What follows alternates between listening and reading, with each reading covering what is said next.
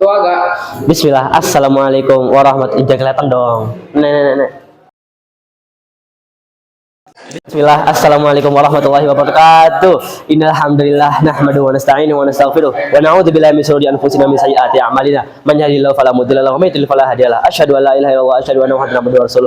La nabiyya wa la rasula ba'da. Amma ba'd. Naam, assalamualaikum warahmatullahi wabarakatuh semuanya. Nama saya Muhammad Zaki Abdullah dari kelas 10 RPL dan kali ini saya akan menjelaskan kepada kita semua cara haji tamattu dan saya akan menjelaskan rangkaian-rangkaian tersebut. Tapi sebelum itu, sebaiknya kita mengetahui apa itu haji tamattu. Haji tamattu adalah melaksanakan umroh terlebih dahulu di bulan haji, kemudian tahallul yaitu cukur rambut, lalu berihram kembali untuk haji pada tanggal 8 Dzulhijjah. Pelaksanaan haji tamattu wajib menyembelih kambing. Nah, setelah itu saya akan menjelaskan bagaimana rangkaian-rangkaian tata cara haji tamattu. Oke, yang pertama, kita ada bagian umroh, dan umroh itu kita harus mempersiapkan ihram dari mikot. Dan pada saat kita melakukan ihram dari mikot, kita memakai atau mengenakan pakaian seperti ini. Dan inilah pakaian yang tidak ada jahitannya sama sekali.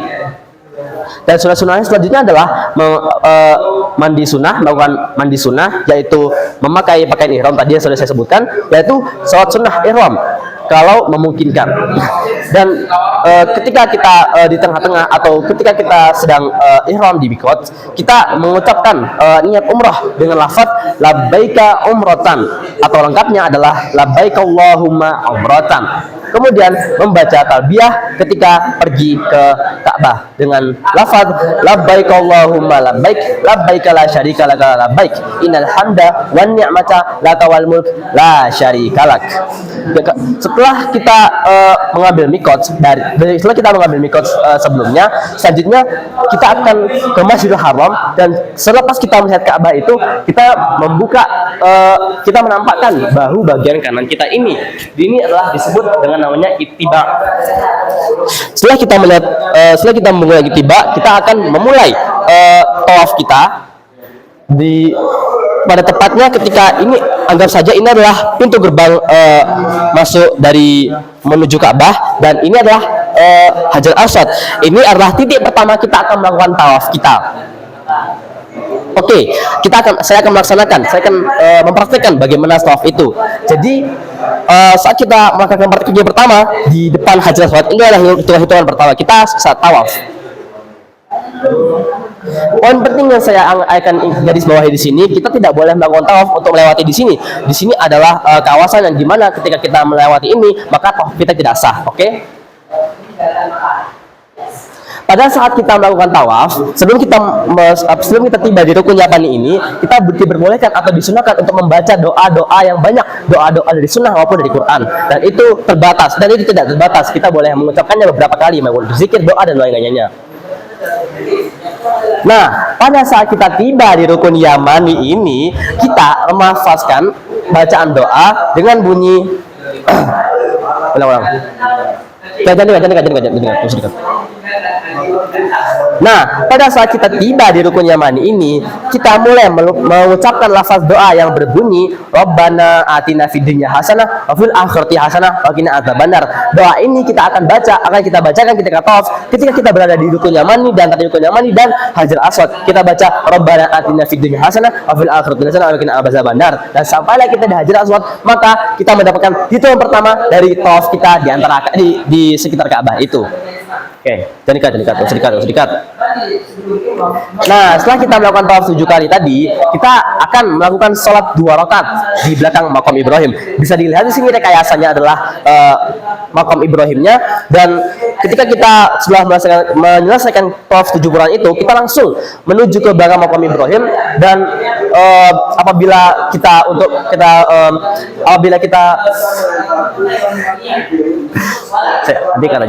dan apabila nanti kita merasa bahwa diri kita telah batal wudunya, kita diperbolehkan untuk mengambil wudu terlebih dahulu atau beristirahat terlebih dahulu, tidak apa-apa. Dan setelah itu kita kembali ke belakang makam Ibrahim dan melaksanakan sholat 2 rakaat. Oke?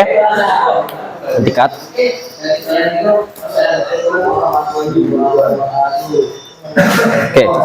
Oke. Setelah kita melaksanakan sholat 2 rakaat di belakang makam Ibrahim, kita akan sa'i di antara Safa dan Marwah.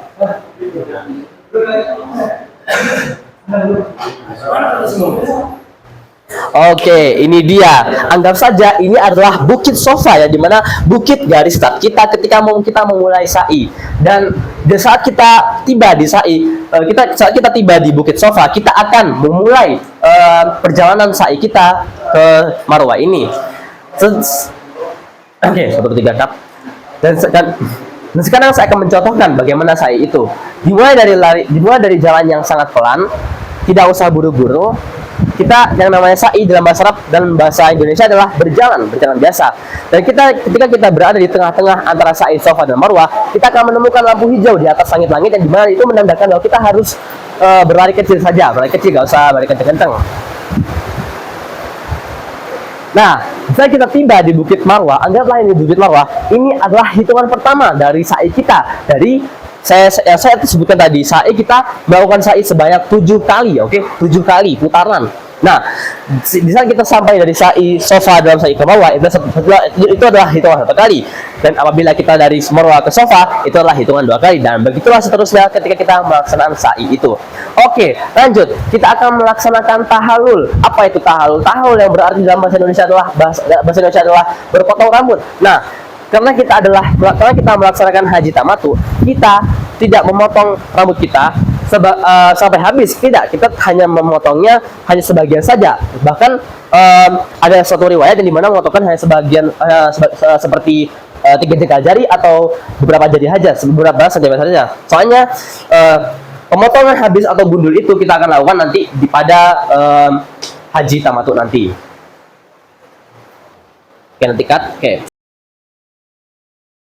Nah, setelah tadi kita mulai dari tawaf, dari niat sampai tahal ini, semua itu kita sudah menyelesaikan umroh. Nah, setelah kita menyelesaikan umroh, kita semua kan terbebas dari larangan ihram. Jadi kalian tahu kan larangan ihramnya apa? Tidak boleh bersetubuh dengan istri, tidak boleh memakai pakaian parfum, tidak boleh memakai pakaian berkain, tidak boleh memakai wangian dan sebagainya. Itu sudah boleh kita lakukan setelah melakukan tahallul ini, karena tahallul adalah rukun terakhir dari umroh. Oke, kamu di sini dong, nanti aku kan gelap. Oke, karena kita apalah, bentar dong. Aku coba. Oke, karena kita tadi telah melaksanakan umroh, kita akan persiapan haji nih. Haji tamattunya gimana nih? Wah, makanya seru saja. Nah, kita akan berihram haji di tanggal 8 Zulhijjah, yaitu Yaum Tarwiyah, dengan niat labbaika hajjan, perbanyak talbiyah hingga jumrah akobah. Oke. Selanjutnya kita akan berwukuf di Arafah, yaitu di Bukit Arafah itu sendiri. Kita akan berdiam diri di sana. Dan pada tanggal 9 Zulhijjah, ya, kita akan berdiam diri di Arafah, di Bukit Arafah selama pada tanggal 9 Zulhijjah. Dan waktunya adalah setelah tergelincir matahari sampai fajar 10 Zulhijjah. Dan bacaan terbaik ketika kita berwukuf di Arafah adalah la ilaha illallah wahdah la syarikalah lahul mulku wa lahul hamdu wa huwa ala kulli syai'in qadir. Ini adalah rukun haji yang paling utama. Oke, setelah kita berwukuf di Arafah, kita akan bermabit di Muzdalifah pada malam 10 Zulhijjah. Dan pada malam itu, pada tanggal 10 Zulhijjah, kita akan mengumpulkan batu untuk jumroh atau menempel jumroh pada setelah sholat maghrib dan sholat isya di jamak. Jadi nanti ada 3 jenis batu yang saya akan sebutkan, dan masing-masing tersebut akan dilempar sebanyak 7 kali. Oke, setelah tiba pada 10 Zulhijjah, setelah kita akan hendak melempar batu jumroh itu, kita akan melempar 7 batu dan tiga kategori itu. 7 batu. Oke, setelah itu kita akan bermabit di Muzdalifah tepatnya pada malam 10 Zulhijjah. Dan saat itu kita akan mengumpulkan batu untuk jumroh setelah sholat maghrib dan isya di jamak. Dan setelah itu barulah kita akan memulai melemparkan batu jumroh akobah 10 Zulhijjah pada tanggal 10 Zulhijjah sebanyak 7 batu, yaitu 7 lemparan. Dan setiap lemparan kita akan bertakbir dengan lafaz Allahu Akbar. Oke, setelah kita melempar batu jumroh, kita akan menyembelih sembelihan atau bisa disebut dengan dam. Kita akan menyembelih dam dan wajib bagi yang haji tamattu. Oke, setelah itu selesai, kita akan bertahalul yang pertama. Karena tadi yang pertama adalah tahalul umroh, itu tidak masuk dalam tahalul haji. Nah, tahalul haji ini ada beda lagi, tidak ada sangkut pautnya dengan umroh. Tahalul yang pertama kita sama saja, tidak memotong rambut kita sampai gundul, tidak. Kita tidak memotong kita sampai gundul sampai habis, tidak. Kita hanya memotong sebagian saja. Nah, cukur rambut ini ketika tahun awal cukur rambut ini boleh semua setelah kita melakukan tahalul, kita tidak diperbolehkan untuk melakukan semua larangan ihram kecuali berhubungan suami istri. Oke, setelah kita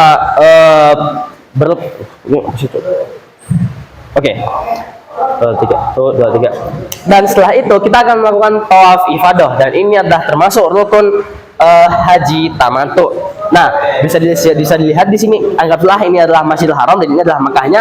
Kita sedang melakukan tawaf ifadah itu sendiri ya teman-teman. Dan tawaf ifadah ini tidak ada bedanya sama tawaf seperti biasanya yang kita lakukan pada umroh tadi. Oke, setelah itu kita akan sa'i haji dari antara Safa dan Marwah. Karena ini adalah tamattu, haji tamattu, sa'i dilakukan lagi setelah tawaf ifadah. Setelah dari seperti yang saya praktekkan tadi, di setelah Safa, di setelah Marwah, kita akan melakukan sa'i sekali lagi. Karena apa? Karena itu adalah sa'i umroh dan ini adalah sa'i untuk haji kita sendiri. Kemudian setelah kita melakukan sa'i untuk haji, kita akan melakukan tahalul yang kedua, yaitu yang disebut dengan tahalul sani. Nah, di mana kita juga memotong rambut, tapi sama saja tidak sampai habis, karena tahalul ini ada tiga fase untuk haji tamattu. Jadi mungkin ketika kita melakukan tahalul atau pemotongan rambut yang kedua, kita tidak memotong sampai habis. Boleh kita memotong rambut tapi jangan sampai habis, oke? Nah, setelah kita melakukan tahalul sani, kita telah terbebas dari semua larangan-larangan ihram. Oke, lanjut. Sekarang kita akan bermabit di Mina. Oke, balik lagi nih ke dalam trek haji tamattu kita. Kita akan bermalam di Mina atau bermabit di Mina sebanyak kurang lebih 3 hari, atau bisa disebut dengan 11 sampai 13 Zulhijjah. Dan setelah itu kita akan melempar 3 batu jumroh. Dalam 3 batu jumroh ini ada 3 kategori. Yang pertama adalah jumratul ula, dan yang kedua adalah jumratul wusta, yang ketiga adalah jumratul aqabah. Dan masing-masing kategori batu tersebut dilempar dengan jumlah 7 kali lemparan. Oke, setelah itu kita akan melakukan tawaf lagi. Waduh, tawafnya banyak banget. Nah, kita akan melakukan tawaf terakhir nih. Apa itu tawafnya? Namanya adalah tawaf wada. Tawaf wada ini adalah kewajiban bagi kita yang melakukan haji tamattu. Sama saja tawafnya seperti tawaf umrah tadi, yang bedanya ini adalah untuk haji. Oke, ini niatnya untuk haji, dan ini dilakukan sebelum meninggalkan Makkah. Jadi selepas kita melakukan semua ibadah untuk haji tamattu, ini adalah ibadah terakhir kita untuk melakukan haji tamattu, dan ini adalah step terakhir kita, langkah terakhir kita ketika kita melakukan haji tamattu, yaitu dimana kita tawaf wada, dan itu kita sudah selesai untuk melakukan haji tamattu. Alhamdulillah. Oke. Cepat. 1, 2, 3. Setelah kita menonton setelah kita menyaksikan praktek haji tamattu tadi, saya ingin sedikit menyimpulkan semua poin-poin penting dalam haji tamattu ini. Oke, yang pertama kita ada rukun haji. Nah, rukun haji ada apa aja nih? Yang pertama ada ihram, itu wukuf di Arafah, tawaf ifadah, sa'i, tahalul, dan semua itu tertib. Oke, semua itu berurutan, nggak boleh di skip-skip, nggak boleh. Semua itu harus tertib dan berurutan, nggak boleh di skip-skip. Dan jika ditinggalkan, haji kita tidak mabrur, alias tidak sah. Oke, selanjutnya adalah wajib haji. Nah, apa aja sih kewajiban bagi orang yang berhaji? Yang pertama adalah ihram dari mikot. Ini jelas sekali. Yang kedua, mabit di Muzdalifah, yaitu bermabit di Mina. Habis itu lempar jumrah, habis itu tawaf wada, dan setelah itu tidak melanggar larangan ihram, dan seterusnya adalah dam bagi yang haji tamattu. Dan sama saja jika ditinggalkan salah satu wajib-wajib haji ini, maka wajib kita harus membayar dam, yaitu kita harus menyembelih hewan sembelihan itu sendiri. Oke, selanjutnya kita ada sunnah-sunnah haji, yaitu yang pertama adalah kita harus mandi sebelum ihram, yang kedua kita ada memakai wangi-wangian sebelum niat, yaitu selanjutnya adalah ittiba, khusus tawaf. Nah, seperti yang saya jelaskan tadi, ketika kita telah tiba di Masjidil Haram dan kita melihat Ka'bah, maka bagi kita adalah untuk menampakkan pundak bagian kanan kita, karena kita telah melihat Ka'bah. Maka seperti itulah sunnahnya. Setelahnya adalah ramal atau lari kecil 3 putaran pertama, yaitu pada saat kita Ka'bah, kita akan pada tiga putaran itu, 3 putaran pertama kita disunahkan untuk melakukan lari kecil-kecilan di sekitar Ka'bah, karena itu adalah sunnah Rasulullah SAW, dan itu bebas ya, global, entah di tawaf wada, tawaf ifadah, tawaf umrah, itu sama saja ada sunnah ini masih bisa dilakukan. Oke, yang selanjutnya adalah perbanyak talbiyah. Talbiyah bagaimana baca tadi, labbaik Allahumma labbaik, labbaik syarika labbaik, dan seterusnya. Oke, dan setelah itu adalah sunnah yang kita dapat adalah berdoa di multazam, dan setelah itu minum air zam-zam. Jelas sekali di daerah kota Mekah dan Madinah di mana-mana tersebar luas dengan minuman air zam-zam itu sendiri. Jadi kita bisa menemukan atau bisa minum air zam-zam itu dengan sepuas kita. Oke, lanjut yang terakhir adalah kesimpulan terakhir adalah larangan ihram. Apa saja larangan ihram tersebut? Yang pertama adalah memotong rambut atau kuku. Yang kedua memakai wangi-wangian, dan selanjutnya adalah menutup kepala laki-laki. Menutup kepala laki-laki ini seperti memakai kopiah atau memakai topi atau yang lain-lainnya. Oke, selanjutnya memakai pakaian berjahit, dan ini juga laki-laki. Jadi ketika kita telah berihram, kita tidak boleh memakai pakaian yang ada jahitannya, misalnya sempak, celana, baju, atau apapun itu yang ada jahitannya tidak boleh sama sekali. Namun ihram ini sendiri ada jahitannya, dan ini yang kita pakai ketika kita melaksanakan umroh atau ketika kita dalam keadaan ihram. Dan selanjutnya adalah berhubungan suami istri. Berhubungan kita adalah jika kita telah memiliki istri, maka kita tidak boleh bergaulnya dengan berhubungan badan. Cukup itu saja. Terus selanjutnya adalah membunuh binatang buruan. Jadi di Arab Saudi sana, di Makkah dan Madinah, kita tidak diperbolehkan untuk membunuh atau memburu hewan liar itu dengan sembarangan. 2, 3. Atas. Lanjut saja apa? Tuh, 2, 3. Oke, setelah selesai nih pakai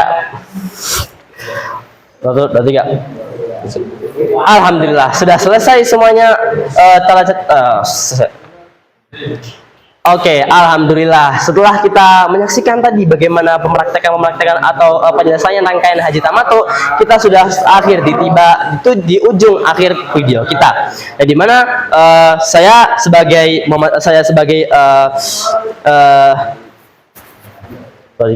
Jadi mana saya sebagai pembuat dari konten video ini, saya mengucapkan terima kasih yang sangat besar dan sebaik-baiknya kepada kalian semua yang telah menonton video ini sampai akhir, dan semoga apa yang saya sampaikan dalam video ini bisa bermanfaat kita dalam dunia dan akhirat kelak.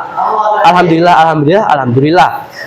Dan sekianlah akhir kata dari saya, dan husni istimaikum, dan akhir kata dari saya, wassalamualaikum warahmatullahi wabarakatuh.